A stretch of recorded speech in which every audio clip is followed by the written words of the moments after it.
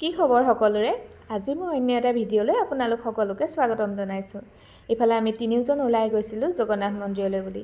কিন্তু জগন্নাথ মন্দিৰ নোপোৱা আগতে দেখিলোঁ হনুমানজীক, মানে আমাৰ বজৰংবলী।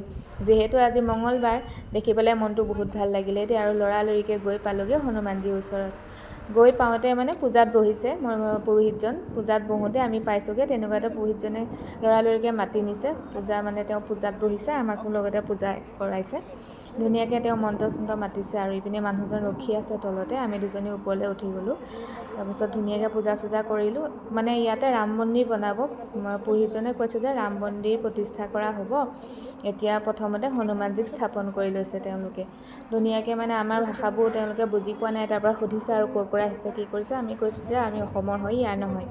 তাৰপাছত ধুনীয়াকৈ তেওঁ মানে বুজাই দিছে আৰু কেনেকৈ কি হয়, কেনেকৈ কি নহয়, সকলোবোৰ বুজাই দিছে। বুজাই দিয়াৰ পাছত ধুনীয়াকৈ পূজা চূজা কৰি দিছে। সকলোৰ নাম, মা দেউতাৰ পৰা বুলি সকলোৰে নাম লৈ ধুনীয়াকৈ পূজা কৰি দিছে। মনটো বহুত ভাল লাগিলে। মানে ভবাই নাছিলোঁ যে এনেকৈ বজৰংবলীক লগ পাই যাম বুলি। যিহেতু মঙলবাৰ দিনটোত তেনেকৈ লগ পাই গৈছোঁ, কিবা এটা বহুত ভাল লাগিলে। এইফালে দেখিছেনে ইমান ধুনীয়াকৈ পূজা কৰাইছে নহয়। মনটো মানে পূজা বুলি ক'লে এনেও মনটো অকণমানতে ভাল লাগে নহয় জানো। গতিকে যিমানে যি নহওক অকণমান হ'লেও তেওঁৰ ওচৰত গৈছোঁ যেতিয়া, আশীৰ্বাদ ল'বলৈ পালে মনটোতো বহুত ভাল লাগে।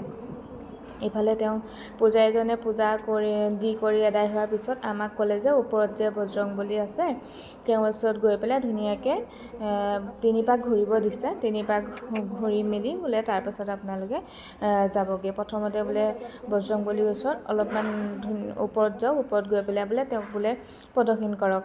আৰু পূজা চূজা আদায় কৰি ভণ্টিও ময়ে দুজনী আকৌ বজৰংবলীৰ ওচৰলৈ বুলি মানে যাব ওলাইছোঁ। ইপিনে মানুহজনক মাতি আছোঁ তলৰ পৰা, তেওঁ মানে আহিবলৈও দিগদাৰ পাইছে। গাড়ীখন মানে একেবাৰে ৰাস্তাৰ কাষতে ৰখাই থৈছে। এইফালে তেওঁ আহিবলৈ হ'ব, তোমালোক গৈছা যেতিয়া মোৰ নামতো ধুনীয়াকৈ পূজা চূজা কৰিবা, আৰু মই নগ'লেও হ'ব। গতিকে তেওঁ নাহিলে আৰু তেওঁ তলতে থাকিলে। আমি দুজনীয়ে ধুনীয়াকৈ পূজা ল'লোঁ। ধুনীয়াকৈ পুৰোহিতজনেও পূজা চূজা কৰাই দিছে।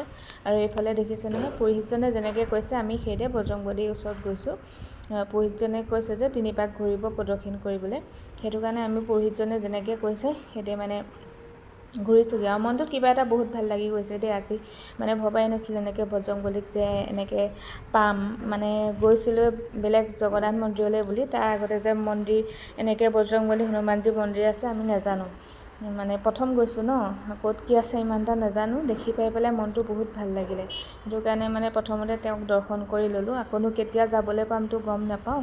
আৰু ভিডিঅ'টো অকণমান মানে ভিডিঅ' কৰিও ৰাখি থৈছোঁ, লগতে আপোনালোককো দেখুওৱা হ'ব, আৰু স্মৃতি হিচাপেও মানে ৰাখি দিয়া হ'ব।